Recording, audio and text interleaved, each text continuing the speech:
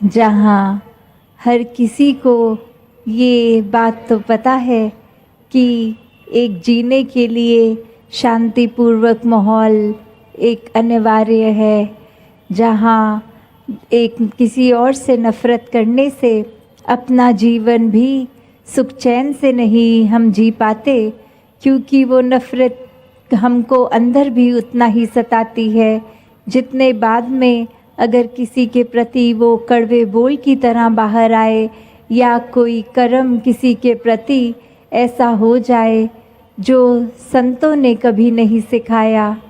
तो बात वही कि ये जानते हुए कि क्या जीवन में करना है, वो कार्य किया कैसे जाए और वो अच्छाई हमेशा के लिए ज़िंदगी में कैसे बस जाए।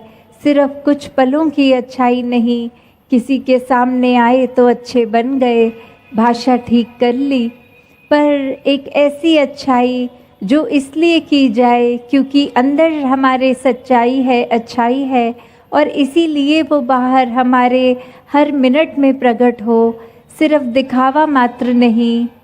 तो एक बात वही जो अभी इधर जमशेदपुर के मैदान की सत्संग में भी बार बार संत समझा रहे थे कि जीवन में एक हमेशा अच्छाई अपने अंदर लानी है तो इस परमात्मा को अपने मन में बसाना होगा, और वो परमात्मा मन में बसने से पहले उस परमात्मा को जानना, देखना, उसको अपनी आत्मा के साथ मिलन, उसका एकत्व करवाना कि ये आत्मा जो शरीर के अंदर है वो भी जन्मों से भटकी हुई, जहाँ कि क्या अपना असली रूप क्या है, ये एक अपने आप की पहचान। तो ये कैसे self realization, true god realization वाली बात कि अपना पता एक इस शरीर में फंसी आत्मा को ये लगेगा जब उसको स्वयं परमात्मा का पता चल जाएगा कि इसी की ही अंश हूँ। तो कैसे ये जीते जी ही पता लगना ही है, वरना तो ये जीवन खत्म हो जाएगा और फिर ये आत्मा भटकेगी।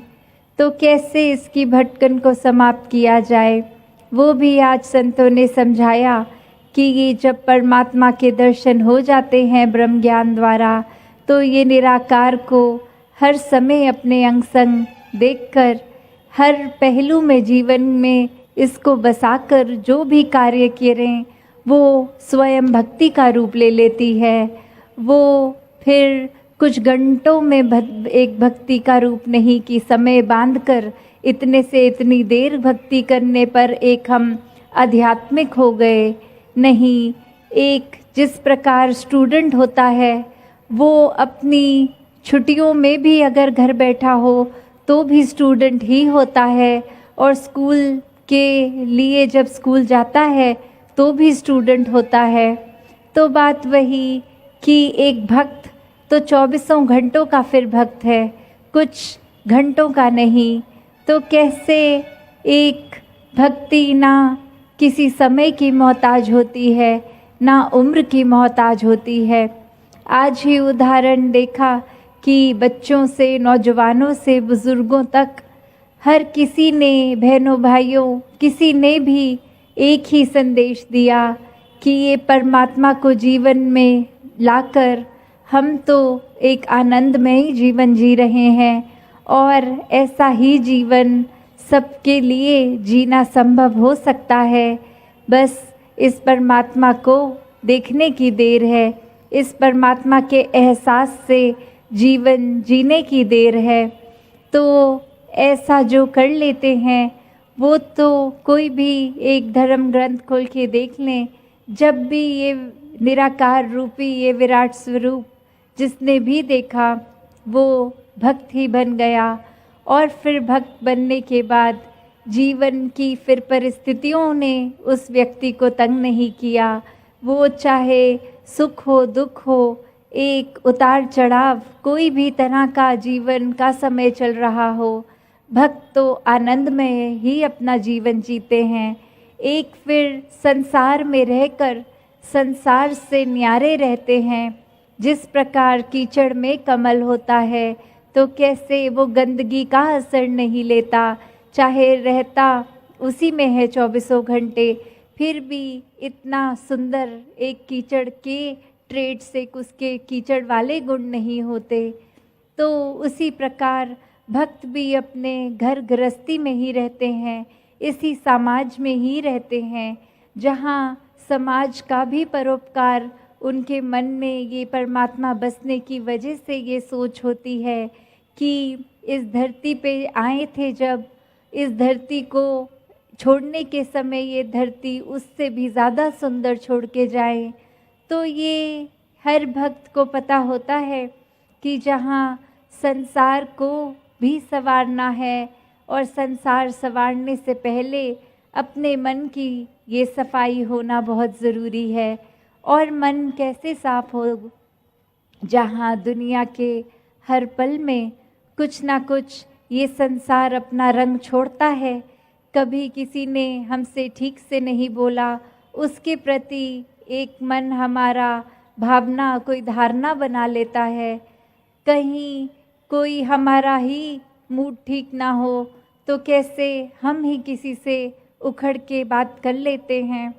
तो बात वही कि एक संसार में सिर्फ भक्त ही हैं जो हर किसी को समदृष्टि से देखते हैं।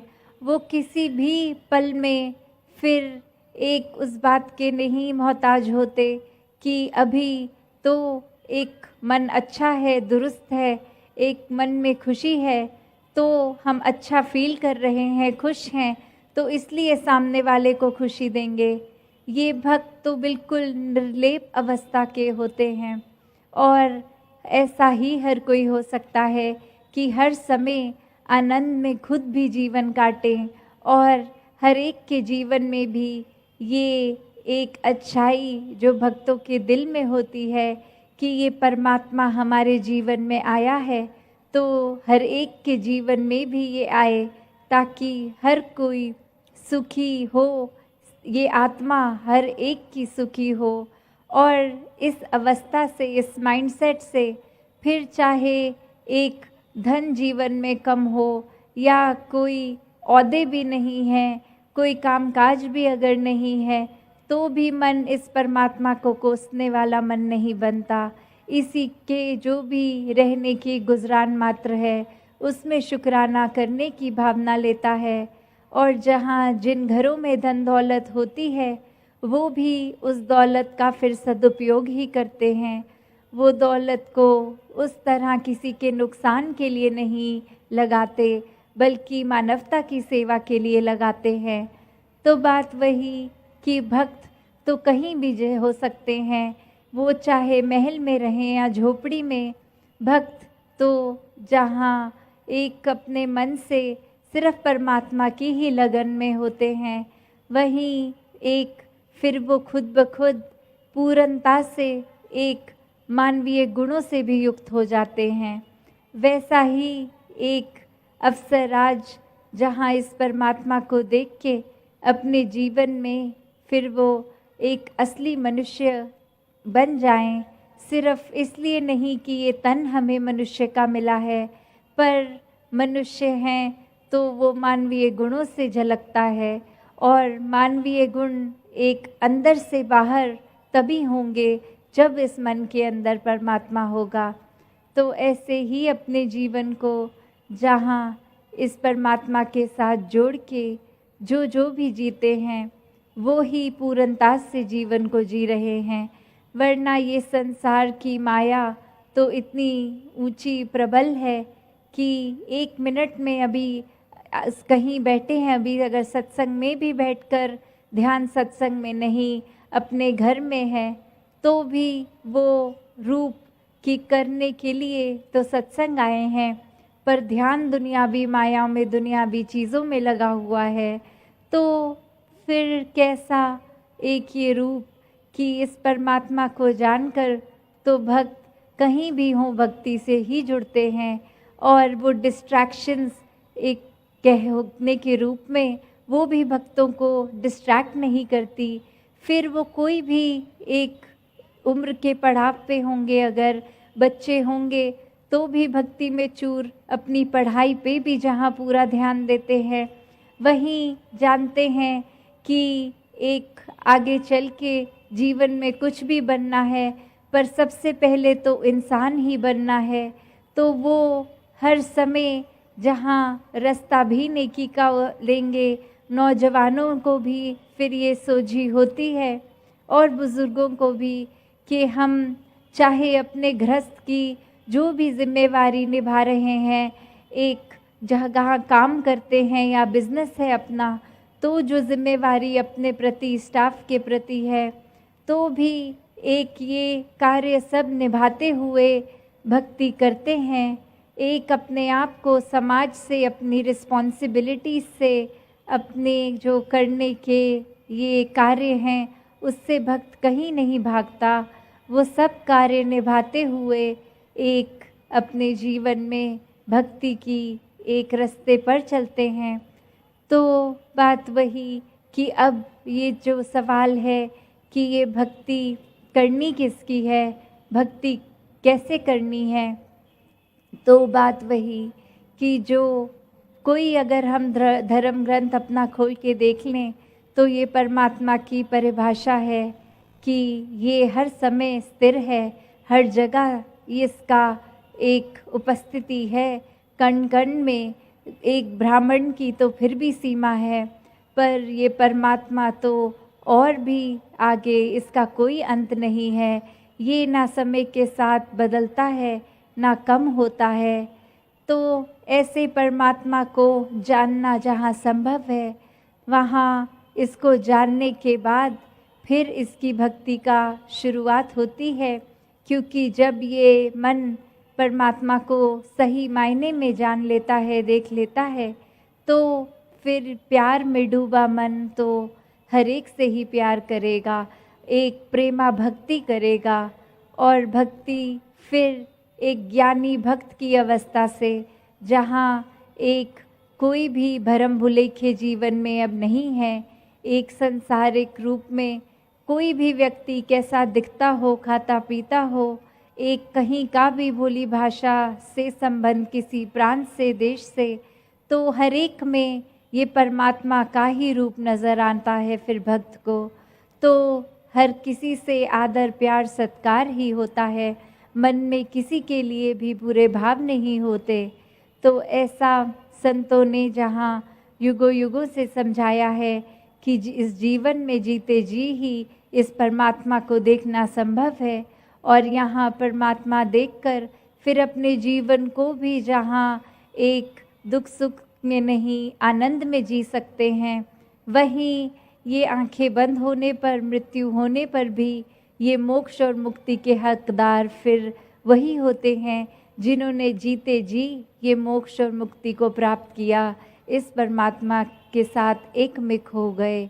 तो ऐसा जीवन हर किसी के हिस्से आए, ऐसा ही जीवन जीते हुए हर कोई अपने जीवन में एक भक्त बनकर एक सच्चाई के मार्ग पे, एक मानवता के मार्ग पे चलता रहे।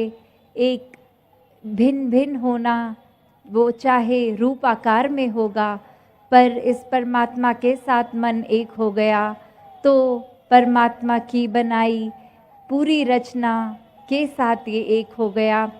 फिर ये कारण अलग अलग दिखने के, वो ये सुंदरता का ही प्रतीक बनते हैं, वो किसी से नफ़रत करने का कारण नहीं बनते कि हर कोई अपने हैं।